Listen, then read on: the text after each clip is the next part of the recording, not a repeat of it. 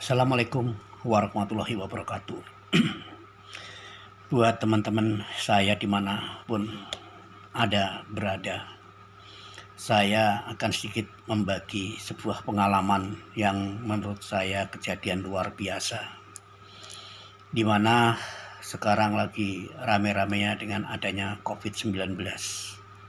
Kalau perlu saya sampaikan, virus COVID-19 itu memang benar apa adanya, di mana pengalaman real yang saya temukan. Salah satu rekan saya, salah satu ustadz di lingkungan tempat saya berada, meninggal karena COVID-19. Dan teman saya juga lain RT, beliau adalah bekerja sebagai seorang driver Grab dan meninggal juga karena COVID. Innalillahi wa inna ilaihi raji'un. Semoga teman-teman saya selalu dalam husnul khotimah. Teman-teman saya di mana Anda berada, tolong perhatikan betul protokol kesehatan COVID-19. Di mana pada tanggal 13 November, salah satu rekan kantor saya yang bernama Bapak Widi, beliau adalah seorang marketing yang dimana posisinya ada di Semarang. Kondisinya sakit dan dirawat di rumah sakit. Setelah dirawat di rumah sakit, dilakukan tes swab, ternyata beliau juga positif COVID-19 karena ada sesak napas dan batuk-batuk. Alhamdulillah setelah dirawat sekian lama, kondisinya sudah mulai membaik dan beliau sudah bisa pulang ke rumah, tetapi tetap masih dipasang yang namanya oksigen karena batuknya masih berat dan masih sesak napasnya masih ada. Saya ngerasa ini kejadian yang benar-benar tidak bisa dibilang remeh. Pada tanggal 21 Desember kemarin, adik saya yang satu kantor dengan saya, awalnya dirawat di rumah sakit, merasa sakit perutnya. Dan setelah sehat, 1 minggu berikutnya dirawat kembali di rumah sakit Ciputra Citra Raya.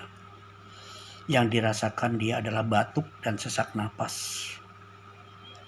Sehingga pihak rumah sakit melakukan yang namanya tes swab. Innalillahi wa inna ilaihi raji'un. Ternyata beliau juga merasakan yang disebut kena COVID-19. Diumumkan pada jam 2 siang tanggal 21 Desember. Dengan adanya kejadian tersebut, tentunya saya merasa khawatir. Kekhawatiran saya jangan sampai ini terjadi kepada rekan-rekan yang lain. Akhirnya di kantor kami sepakat kita usulkan untuk dilakukan rapid test antigen bagi teman-teman yang berdekatan dengan adik saya. Kurang lebih sekitar ada 15-18 orang dilakukan rapid test antigen. Tapi saya bersyukur alhamdulillah teman-teman saya negatif. Tetapi di luar teman-teman saya tadi, saya masih punya tanggungan yang cukup berat, yaitu anak dan istri daripada adik saya. Saya lakukan juga rapid test antigen mandiri. Ternyata dari 3 orang tadi, anaknya yang paling kecil terpapar positif COVID-19. Sehingga saya harus rawat isolasi mandiri di rumah. Tidak hanya berhenti sampai di situ. Sebelum tanggal 21, sekitar tanggal 19, menantu saya yang namanya Sigit, beliau juga merasakan penciumannya sudah tidak sehat. Makan pun sudah merasa hambar, tidak ada rasa sedikit pun. Saya juga ada rasa khawatir yang berlebihan. Akhirnya untuk memastikan sakitnya apa beliau ini, akhirnya saya lakukan rapid test antigen pada tanggal 21 juga siang hari, yaitu di klinik Tirta Santoso di daerah Balaraja. Innalillahi wa inna ilaihi raji'un. Ternyata menantu saya positif COVID-19. Sedih rasanya. Tapi apapun yang sudah terjadi, mau nggak mau saya harus bersabar. Esoknya saya merasa tidak nyaman lagi. anak saya yang perempuan, istrinya dari menantu saya tadi, saya khawatir juga. Akhirnya saya lakukan rapid test antigen. Hasilnya apa yang saya dapatkan? Ternyata juga positif COVID-19. Rasanya ujian yang luar biasa buat keluarga saya. Ujian yang cukup berat buat saya. Saya harus tetap sabar. Saya berusaha, saya berikhtiar, saya berdoa, saya berzikir supaya saudara-saudara saya, teman-teman saya yang sakit disembuhkan dari sakitnya, yang kena COVID-19 diangkat virus COVID-19 dari badannya, semua bisa sehat seperti sedia kala. Dan ini perlu saya sampaikan dengan usaha saya, dengan segala ikhtiar saya melihat sebuah video yang viral, katanya makan yang namanya bawang putih 1 siung. Saya lakukan itu.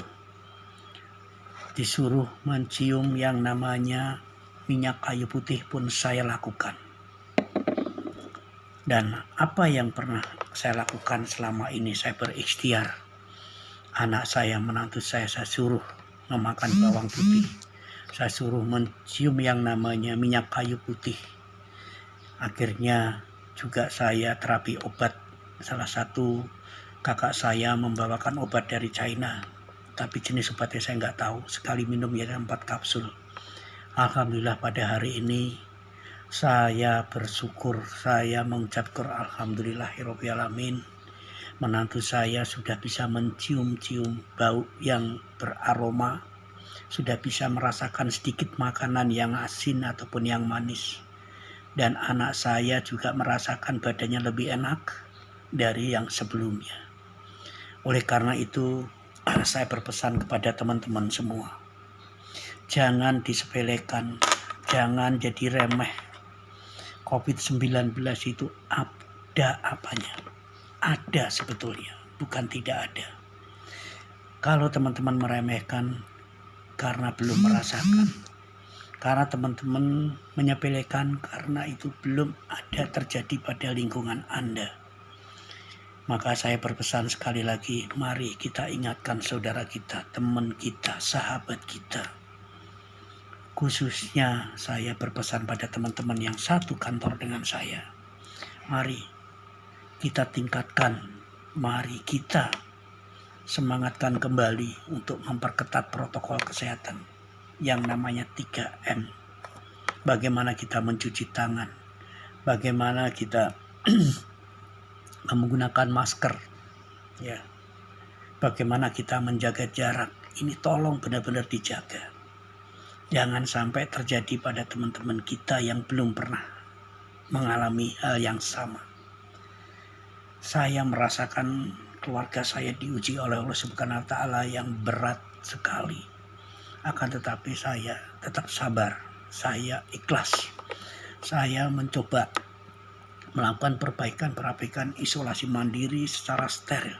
Anak saya isolasikan di sebuah kamar, tidak boleh berinteraksi oleh siapapun, supaya ini tidak menular ke siapapun, supaya keluarga kita sehat, supaya semua teman-teman sehat. Ini yang bisa saya sampaikan buat rekan-rekan sekalian. Saya mohon maaf kalau memang kurang berkenan, tapi ini real apa adanya. Bagi teman-teman yang belum merasakan kena COVID-19, sediakan preventif pencegahan.